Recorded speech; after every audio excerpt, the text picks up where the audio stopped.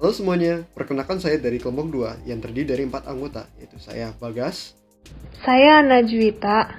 Saya Mita. Saya Hadi. dan kita akan menjelaskan dan memberi pengertian apa itu communicate effectively atau effective communication. Effective communication atau communicate effectively adalah proses bertukar pikiran, pendapat, pengetahuan, dan data sehingga pesan diterima dan dipahami dengan jelas.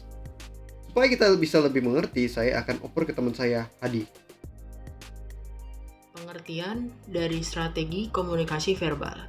Komunikasi verbal adalah komunikasi yang menggunakan perangkat atau simbol-simbol dengan aturan untuk mengkombinasikan simbol-simbol tersebut yang dapat dipahami suatu komunitas.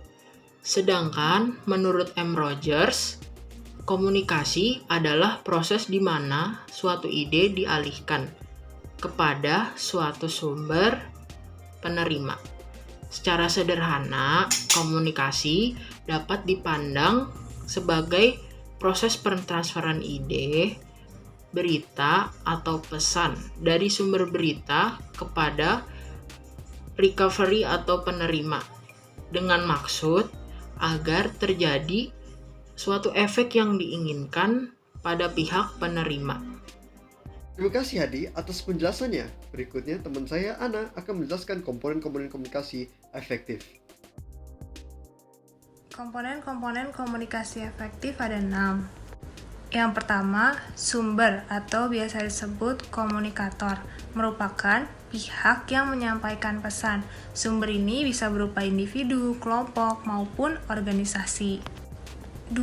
Ada penerima pesan atau komunikan, merupakan pihak yang menerima pesan dari komunikator.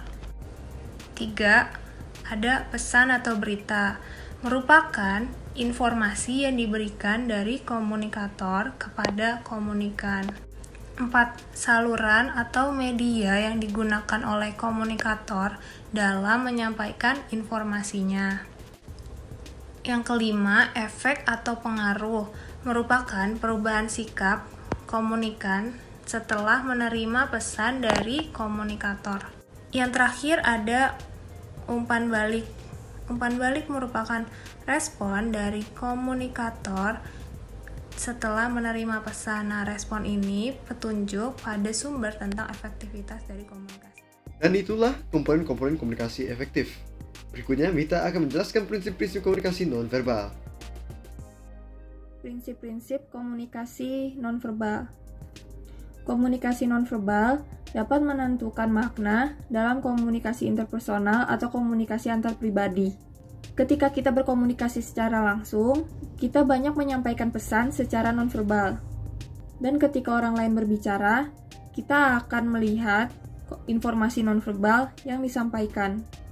Komunikasi nonverbal lebih efektif dalam menyampaikan perasaan dan emosi dibandingkan dengan komunikasi verbal.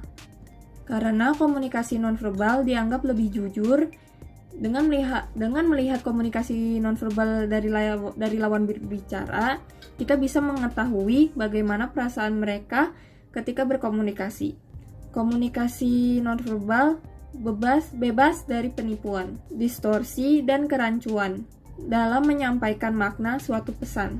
Pesan nonverbal dilakukan secara spontan, tidak diatur oleh komunikator. Komunikasi nonverbal lebih efisien dibandingkan dengan komunikasi verbal. Dalam komunikasi verbal, sering terjadi repetisi, ambigu, dan abstraksi. Komunikasi nonverbal merupakan sarana sugesti yang paling tepat.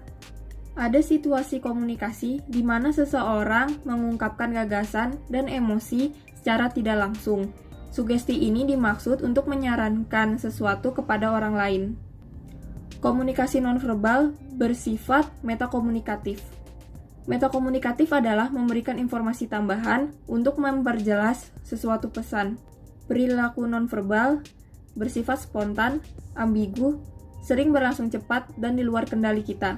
Karena itu, Edward C. Hall menamai bahasa nonverbal sebagai bahasa diam atau silent language dan dimensi tersembunyi atau hidden dimension.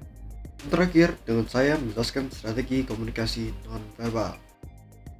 Komunikasi nonverbal adalah komunikasi yang paling sering dibicarakan karena tidak semua orang telah mengenal komunikasi ini dan peranannya dalam kehidupan kita.